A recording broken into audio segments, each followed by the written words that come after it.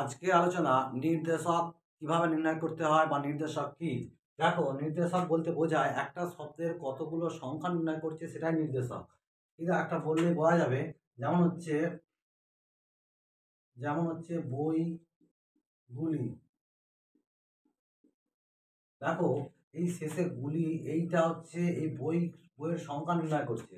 অর্থাৎ একটা বই নয়, অনেকগুলো বইয়ের কথা বলা হচ্ছে। তাহলে এগুলো আগেও বসতে পারে, পরেও বসতে পারে। অতএব যেসব বর্ণ বা ধ্বনিগুচ্ছ শব্দের আগে অথবা শেষে বসে ওই শব্দের সংখ্যা নির্ণয় করে তাকে বলা হয় নির্দেশক। এবার কিভাবে নির্দেশক দেখা যাক, আমরা দু একটা অভ্যাস করলে বুঝতে পারবো, প্র্যাকটিস করলে। যেমন বইটা, এই যে টাটা হচ্ছে নির্দেশক, কারণ বই একটা বইকে বোঝাচ্ছে। আবার বইগুলি, তাহলে এইগুলো হচ্ছে নির্দেশক, কারণ বইয়ের সংখ্যা বোঝাচ্ছে। খান কতেক বই, এটা আগে বসেছে, এইগুলো এটা হচ্ছে বইয়ের সংখ্যা বোঝাচ্ছে, তাই এটা হচ্ছে নির্দেশক। এখানেও বইটি, খাতাগুলি এটা নির্দেশক। গোটা কতেক পেন, এই গোটা কতেক হয়ে গেল কি নির্দেশক। তাহলে নির্দেশক যা শব্দের সংখ্যা বোঝায়, যে সমস্ত ধ্বনি বা ধ্বনিগুচ্ছ শব্দের সংখ্যা বোঝায় তাকে বলা হয় নির্দেশক।